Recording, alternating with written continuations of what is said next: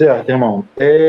Sinceramente, eu nunca tive, assim, de bate-pronto, uma pergunta tão difícil de responder, né? De volta a quando? Por que essa questão é difícil de responder? É algo bem complexo, né? Eu vou tentar ser bem direto e resumir, mas se não entenderem, pode falar aí que eu tento ser o mais claro possível, tá? Começando pela questão de conscientização. Nós estamos tendo um trabalho árduo aí de conscientização, não apenas dos componentes, mas tentando também conscientizar as autoridades envolvidas nessas punições. Porque, opinião pessoal minha, nunca deixei de falar isso para ninguém, infelizmente, eles querem apenas ir pelo caminho mais fácil, que é pegar a caneta e punir o CNPJ. O primeiro ponto que a gente precisa conscientizar as autoridades é justamente que, enquanto a punição for no CNPJ, eles estão cometendo dois erros. Primeiro, impedindo uma pessoa que nada tem a ver com aquela situação de ir ao estádio. Exemplo, a punição aí que berimbolou toda essa situação da jovem, envolvendo lá o Flamengo e Botafogo. O que o cara lá de Natal, o que o cara lá do Espírito Santo, o que o cara lá de Belo Horizonte, Porto Alegre, enfim, do Brasil afora, que não estava nem no Rio de Janeiro, ele tem que pagar por essa punição. Já estaria errado se punisse todo mundo aqui do Rio de Janeiro, porque nem todo mundo estava. Tá? Mas o que o cara de fora ele tem a ver com essa punição? Porque ele quer ir com sua camisa, ele quer ir com sua bandeira, quer ir com seus instrumentos e é impedido. Tá? Então, o erro está nisso aí na questão do CNPJ. E o principal erro, que é justamente a questão que eu trago aí, a comodidade, é aquilo. Para que eu vou correr atrás de quem fez ou deixou de fazer determinada coisa, se eu simplesmente dou uma canetada aqui, boto a torcida punida ali e vida que segue? Né? Porque, no geral, é isso que acontece. Poucas são as punições envolvendo torcida organizada em que, de fato, o autor daquilo que levou a torcida a ser punida, ele é identificado punido. Entendeu? Então, essa é a questão. O trabalho que está sendo feito, como falei, a gente está procurando aí seguir tudo aquilo que é determinado, inclusive a questão, mesmo não estando na arquibancada, não estando presente, não podendo estar, a questão do cadastro, porque como a gente trata? Uma pergunta difícil porque não tem resposta. A gente pode voltar no próximo jogo, como pode voltar no próximo mês ou voltar no próximo ano. Não sei, porque não tem nada claro com relação a isso. Uma situação, não sei se aconteceu com outra torcida, mas aconteceu com a jovem, não tem como não rir disso que eu vou falar. Tá? A punição lá envolvendo o Flamengo e Botafogo estava próxima de acabar. Se não me engano, abril de nós estamos em 2020, quando começou a pandemia, né? Acabaria lá em 2020. E aí veio de uma autoridade dizendo que, já que por conta da pandemia os jogos não teriam público, então a punição ela teria que parar a contagem e voltar a contar só quando tivesse público. Aí qual foi a atitude da torcida? Bom, se não estamos punidos, não pode ter público, mas pode ter material. Vamos levar o material para ficar na arquibancada. Não pode ter material, vocês estão punidos. Calma aí, estamos punidos ou não estamos punidos? Entendeu? Então, assim, fica uma pergunta difícil, porque as autoridades elas fazem de tudo para complicar. Outra situação, essa atual gestão, ela uma parte dela é continuidade de gestões anteriores, tá? Gestão, inclusive, da qual eu fiz parte, que iniciou ali final de 2015 a 2016. E a gente, quando assumiu a gestão, em uma reunião no GEP, hoje BEP, né, nos foi questionado sobre o que faríamos com relação ao que dizia a ATAC, que foi assinada em 2013, se eu não me engano. Acho que foi isso. E aí eu cheguei e falei para o militar, na época assim, Bom, a gente, para cumprir a TAC, a gente tem que conhecê-la. Quem assinou gestão anterior, por algum motivo, não sei dizer, não nos passou. Por gentileza, nos ceda uma cópia da TAC para a gente ver o que a gente tem que fazer. Qual foi a resposta que eu tive? Se a gestão anterior não deu para você, não sou eu que vou dar. Se vira. Então, assim, essa foi a resposta do poder público, Marquinhos?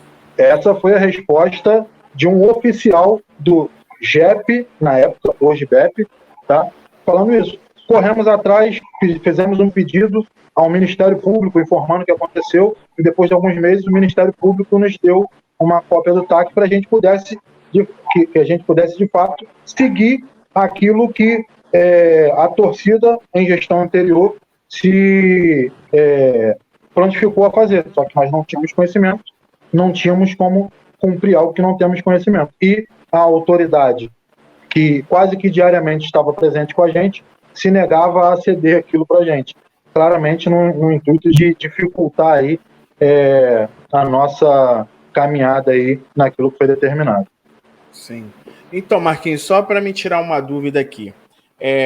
A punição que vocês têm hoje, ela já acabou? Ou vocês ainda estão cumprindo alguma punição? Você poderia falar isso para a gente? Ou...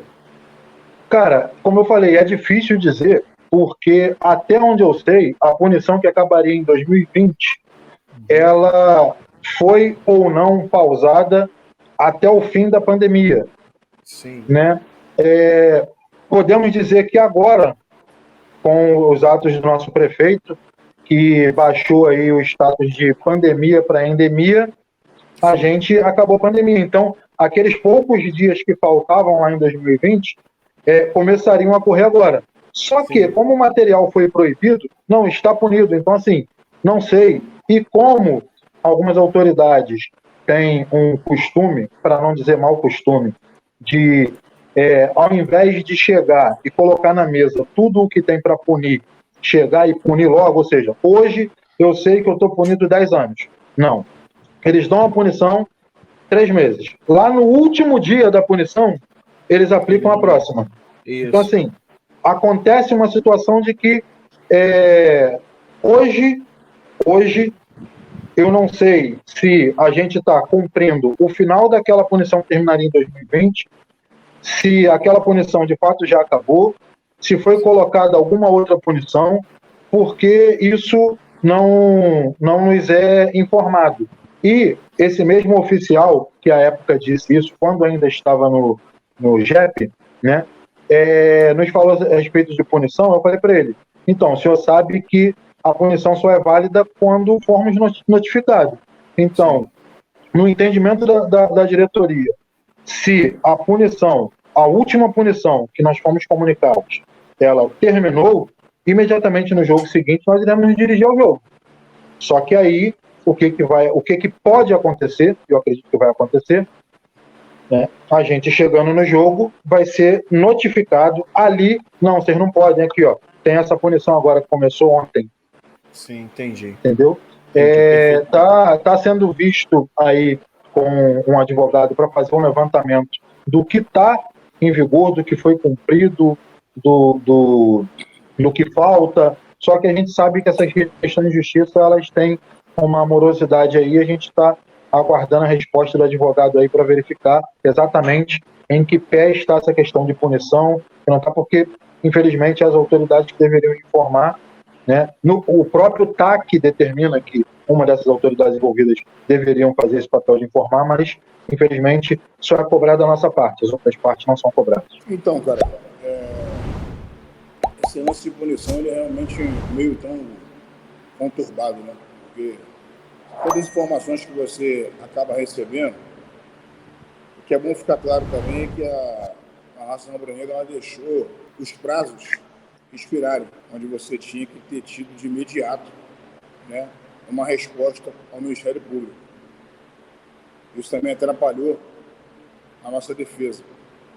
Para vocês poderem ter uma ideia, eu reassumo a raça em novembro de 2019, e a gente começa a mexer nisso em janeiro de 2020. Perdemos alguns prazos e a gente consegue entender que só, primeiramente, auxílio jurídico E segundo, o advogado entrando a fundo onde está a situação para poder fazer ou explanar aquilo que é pertinente ele poder fazer.